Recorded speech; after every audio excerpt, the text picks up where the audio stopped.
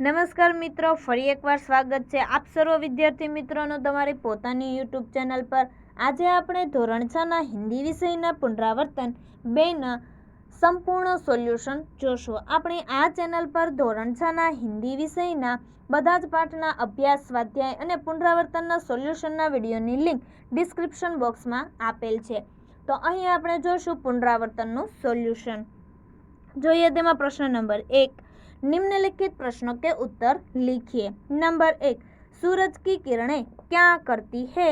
तो जवाब आवशे सूरज की किरणें रोज पृथ्वी पर आती है और अंधकार को दूर भगाकर सारे संसार को प्रकाशित करती है। नंबर 2, दीपक से हम क्या सीखते हैं? तो जवाब आवशे दीपक हरदम जलता रहता है, यह अपने आप को जलाकर दूसरे को प्रकाश देता है। उससे हमें यह सीख मिलती है कि हम कष्टों से न घबराए, हम कुछ कष्ट सहकर ही दूसरों को कष्ट देकर सकते हैं, दूर कर सकते हैं। नंबर 3, रेशमा ने अपनी माँ से माँ के काम में किस तरह मदद की? तो जवाब आवशे रेशमा की माँ ने बर्तन और डिब्बे उतारकर साफ कर दिए थे। रेशमा ने डिब्बे पर लेबल लगाए, फिर वह एक एक बर्तन और डिब्बा माँ को पकड़ाती गई और माँ उन्हें व्यवस्थित ढंग से रखती गई। इस प्रकार पहिएदार कुर्सी पर बैठे बैठे रेशमा ने माँ की मदद की। त्यार पछी नंबर 4, माँ ने रेशमा को बाजार क्यों भेजा?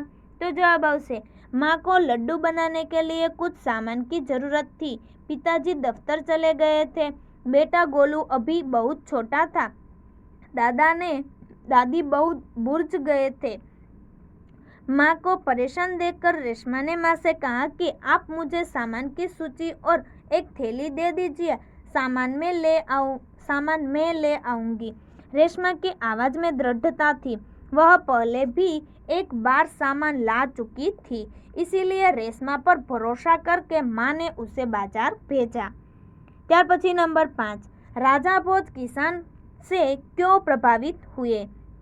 तो जवाब आवशे किसान के पास एक ही बैल था, इसीलिए वह दूसरे बैल की जगह अपनी पत्नी को हल में तो जोतकर हल चला रहा था। राजा भोज चाहते थे कि वह थोड़ी देर के लिए हल चलाना रोककर उनकी बात सुने। तब किसान ने कहा कि उनकी बात सुनने के लिए वह अपना काम नहीं रोकेगा। यदि वे कुछ कहना चाहते हैं तो हल के साथ चलते चलते कहे। अपने काम के प्रति किसान की यह लगन देखकर राजा भोज उससे बहुत प्रभावित हुए। त्यार पछी जो है प्रश्न नंबर 2, कोष्टक में दिए गए शब्दों का प्रयोग करके रिक्त स्थानों की पूर्ति कीजिए। तेमा जो है नंबर 1, यह वही लड़का है खाली जगह कल गीत गाया था। तो जवाब आवशे जिसने। नंबर 2, अध्यापक जी ने बताया खाली जगह कल विद्यालय में अवकाश रहेगा। तो जवाब आवशे की। नंबर 3, उसने बेईमानी की, खाली जगह नौकरी से निकाल दिया गया। तो जवाब आवशे इसीलिए। त्यार पछी नंबर 4, निर्धारित तिथि खाली जगह नक्षत्र में मुझे विशेष जड़ी बूटियों को लाने खाली जगह घने वन में जाना होगा। तो पहली खाली जगह में आवशे और अने बीजी खाली जगह में आवशे के लिए। त्यार पछी प्रश्न नंबर 3, निम्नलिखित वर्गों से प्रारंभ होने वाले अन्य शब्द बनाइए। જોઈએ અહીં આપેલો છે વર્ણ અ, તેના શબ્દો બનાવીએ તો આમ, આગ, આશીષ, અંગુર અને આંગણ। ત્યાર પછી છે હ પછી તો હિતેશ, હરેશ, હોલી, હોસલા અને હોનહાર। મ ઉપરથી માં, મીઠાઈ, મહિના, महल, महिला। દ ઉપરથી दाग, दया, देवता, दौलत, दीवार। ब उपरથી बचपन, बगीचा, बारिश, बादल, बोली। त्यार पछी द उपरથી तो द्वार, द्वारिका, द्वादशी, द्वापर अने द्वारा। त्यार पछी आगळ जो प्रश्न नंबर 4, समान तुक वाले शब्द बनाकर लिखिए। दुर्गुण तेना जेवा शब्दों जोईए निर्गुण, सद्गुण, अवगुण, प्रगुण अने बहुगुण। त्यार पछी छे सुनकर तो पढ़कर, चलकर, लिखकर, हंसकर अने जलकर। त्यार पछी आगळ जो प्रश्न नंबर 5, अपने मित्रों के साथ आप किसी न किसी मेले में गए होंगे, उसका वर्णन अपने शब्दों में लिखिए। मेले में 1 घंटा। જોઈએ, मेरे गांव के पास एक नदी है। नदी के किनारे भगवान शिव का मंदिर है। हर साल सावन के महीने के पहले सोमवार को यहाँ मेला लगता है। इस साल मैं अपने मित्र रमेश के साथ उस मेले में गया था। मेले में आसपास के गांवों से बहुत से लोग आए हुए थे। मेले में चारों ओर दुकानें सजी हुई थी। कई लोग मिठाइयाँ खरीद रहे थे। कपड़े, बर्तन और चूड़ियों की दुकानों पर महिलाओं की भारी भीड़ थी। बच्चे बहुत खुश दिखाई दे रहे थे, मानो यह मेला उन्हीं के लिए लगा हो। कई बच्चे खिलौने खरीद रहे थे, कुछ झूला झूल रहे थे। कई लोग जादूगर और मदारी के खेल देख रहे थे। हमें मेले में बहुत मजा आया। हमने मेले में रसगुल्ले खाए। हम झूले पर भी खूब झूले। फिर थोड़ी देर तक इधर उधर घूमकर घर की तरफ रवाना हुई। ત્યાર પછી પ્રશ્ન નંબર 6, निम्नलिखित मुहावरों के अर्थ देखकर वाक्य में प्रयोग कीजिए। नंबर 1, आंखों का तारा होना, बहुत प्यारा होना। वाक्य बन से हर बच्चा अपनी माँ की आंखों का तारा है।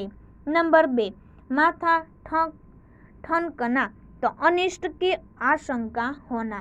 वाक्य बन से अचानक पुलिस को दुकान में आते देखकर सेठ जी का माथा ठनका। ત્યાર પછી नंबर 3, अनसुनी करना, ध्यान न देना। वाक्य बन से दुराचारी पुत्र ने पिता की बात अनसुनी कर दी। नंबर 4, मन डोलना, विचलित होना, लालच उत्पन्न हो। वाक्य बन से अपार धन राशि देखकर उसका मन डोल गया। ત્યાર પછી જોઈએ પ્રશ્ન नंबर 7, निम्नलिखित वाक्यों का वचन परिवर्तन करके फिर से लिखिए। नंबर 1, नदी बहती है। वाक्य बन से नदियाँ बहती है। नंबर 2, महिला ए पूजा कर रही है, तो जवाब आवશે महिला पूजा कर रही है। नंबर 3, पेड़ पर कबूतर बैठा है, तो जवाब आवશે पेड़ पर कबूतर बैठे हैं। नंबर 4, उसने खाना खा लिया है, तो जवाब आवશે उन्होंने खाना खा लिया। नंबर 5, वे आ रहे हैं, तो जवाब आवશે वह आ रहा है। ત્યાર પછી પ્રશ્ન नंबर 8, निम्नलिखित संकेतों का पहचान कर उनके नाम लिखिए। અહીં જે સંકેતો આપેલા છે તેને આપણે ઓળખીને તેના નામ લખવાના છે। તો પહેલું સંકેત આપેલું છે જેનું નામ છે ખતરા। ત્યાર પછી જે બીજું સંકેત આપેલું છે તેનું નામ છે આગે બમ હે। ત્રીજું સંકેત આપેલું છે તેનું નામ છે રેલવે ફાટક। ત્યાર પછી જે ચોથું સંકેત આપેલું છે તેનું નામ છે પેટ્રોલ પંપ। ત્યાર પછી આગળ જોઈએ પ્રશ્ન નંબર 9, निम्नलिखित काव्य पंक्तियों का भावार्थ लिखिए। અહીં જે કાવ્ય પંક્તિ આપેલી છે તેનો આપણે ભાવાર્થ નીચે જોઈએ। तो दीपक को देखो, वह हरदम जलता रहता है, वह अपने हृदय को जलाता रहता है और दुनिया को उजाला देता रहता है। ત્યાર પછી जो है प्रश्न नंबर 10, निम्नलिखित शब्दों का वाक्य में प्रयोग कीजिए। અહીં જે શબ્દો આપેલા છે તેને આપણે વાક્યમાં પ્રયોગ કરવાના છે। તો નંબર 1, सूरज, तो सूरज हमें प्रकाश देता है। नंबर 2, धरती, हम सब धरती माँ के बेटे हैं। नंबर 3, पेड़, पेड़ हमारे मित्र है। नंबर 4, किसान, किसान खेती करता है। नंबर 5, फसल, इस साल फसल अच्छी हुई है। तो आ विडियोनी लिंक तमे तमारा मित्रों और दोस्तों जरूरथी शेर करजो। फरी मळीशुं आपणे एक नवा पाठना संपूर्ण सोल्यूशन साथे।